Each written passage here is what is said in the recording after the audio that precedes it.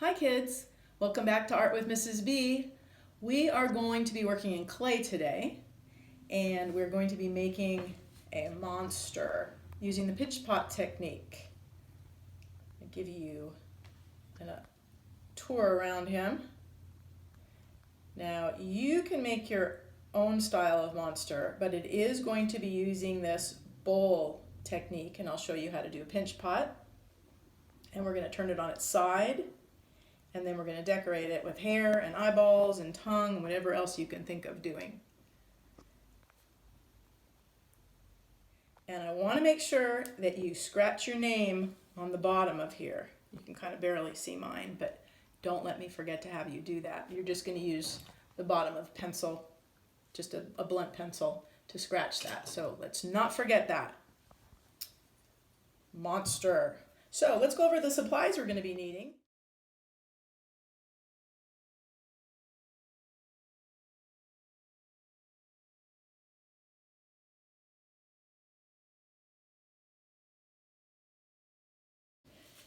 You've got a ball of clay.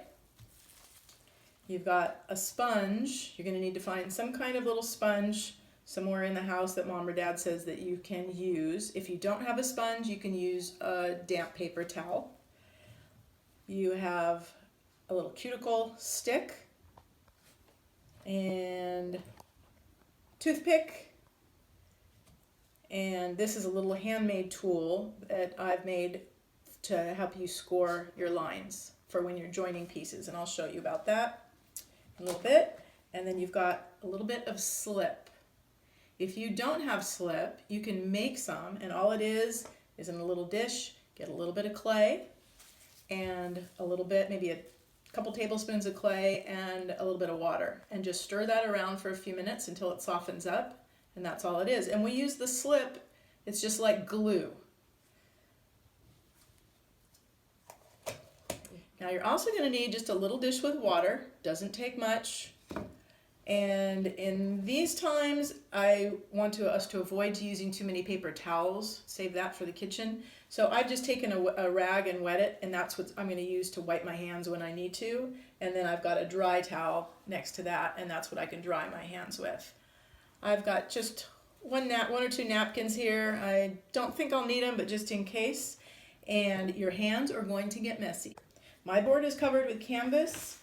Those of you that I've supplied with a little clay kit, you have your board here to work on. I'm going to set that on the side though, so I can put my things on there as I'm needing to use them. But I'm going to work on my bigger board so that you can see better what we're doing. Okay? Okay, so first of all, I'm going to have you get your big ball of clay. And anytime we're not using any of this clay, I want you to wrap it up in your plastic. We don't want it to dry out while we're working on it. Now, I want you to just pat it a bit and get that so it is round, ready to make our pinch pot.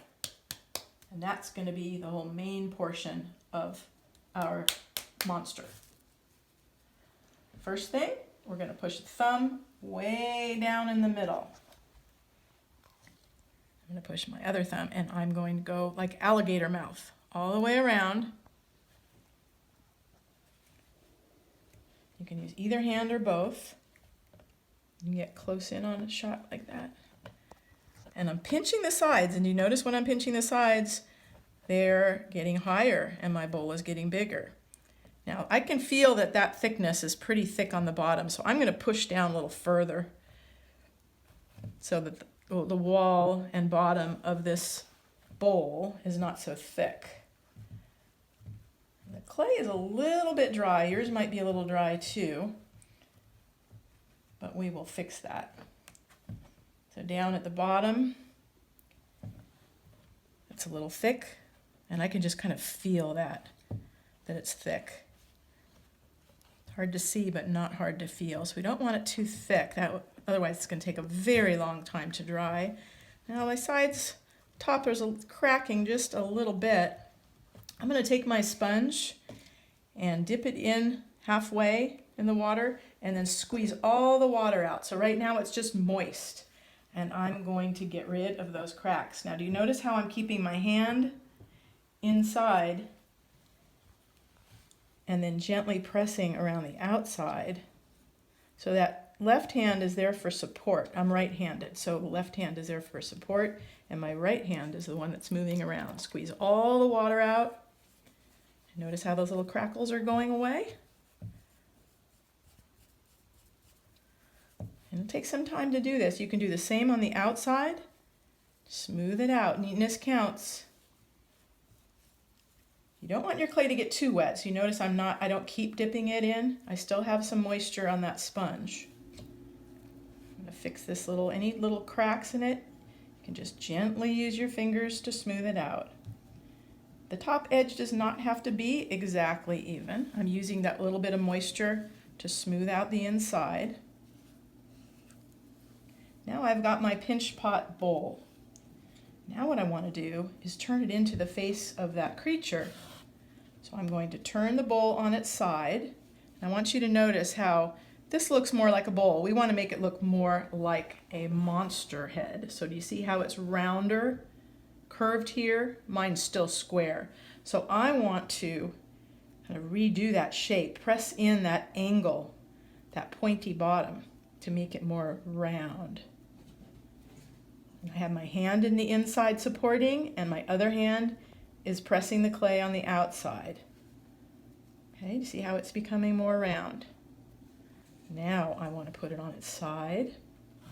See how that's going?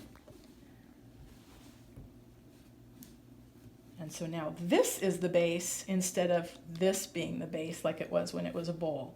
Notice how thick my clay is. I haven't made it real thin, so it's not saggy. If this was really thin, if I squished it too much, it would start to sag. Okay, next I want to create a tongue. So I go into my smaller piece of clay and I take a bit off of that. I'm going to wrap up my extra clay. I don't want it to dry out. This clay is just a little dry. I'm going to take a finger of water and just rub it on there, and then fold the clay in on itself and just kind of knead it, just like you do bread when you're baking bread or mixing cookies by hand. So now I have a little bit softer clay. Now I'm going to smoosh that down with my fingers. Yes, smoosh is an art term that I just made up. You can make whatever shape tongue you want. I still have moisture on my sponge. This time I'll make kind of a pointy tongue.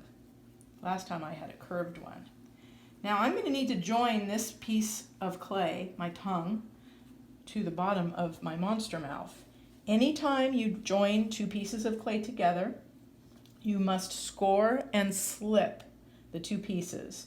So scoring is scratching the surface, and I can do it either with a toothpick. I'm going to cross hatch. Here I went one way with my lines, and then I go the other way with my lines. When I teach the little kids, I call it scritch scratch. Now I'm going to use this tool just to show you what this tool can do. And this is just made from a milk carton or a water carton. That makes lines, a bunch of them all at once. So I'm scratching. Can you get in there and see that real close?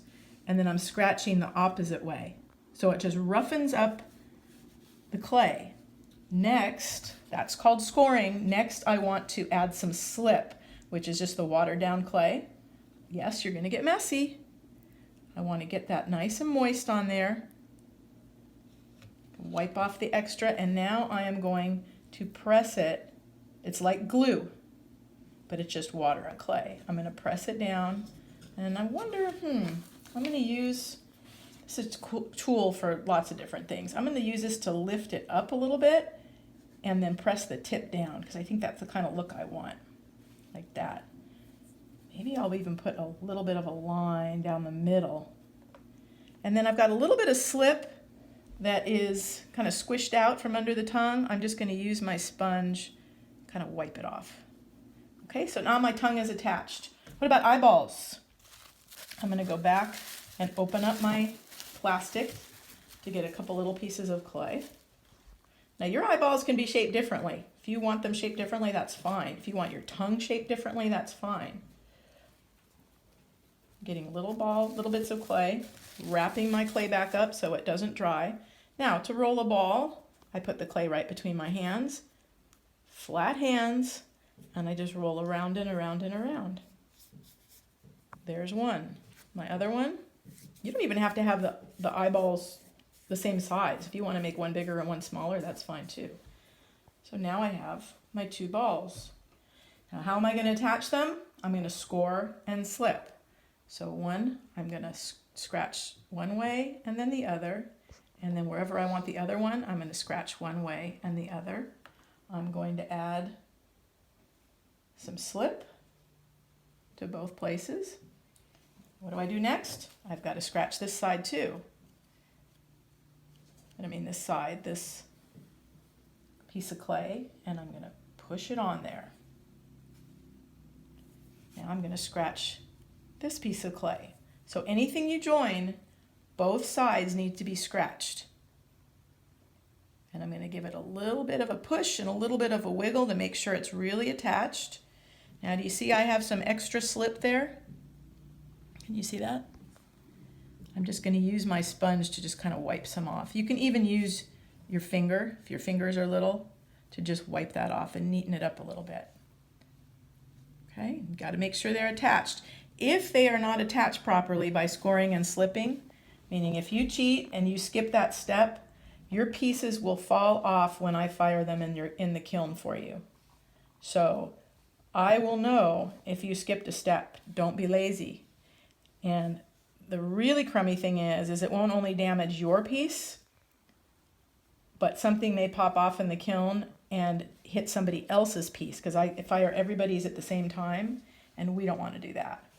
Now, do we need a little bit of a pupil or an iris in the eye? Let's see what we can use. I have a pencil.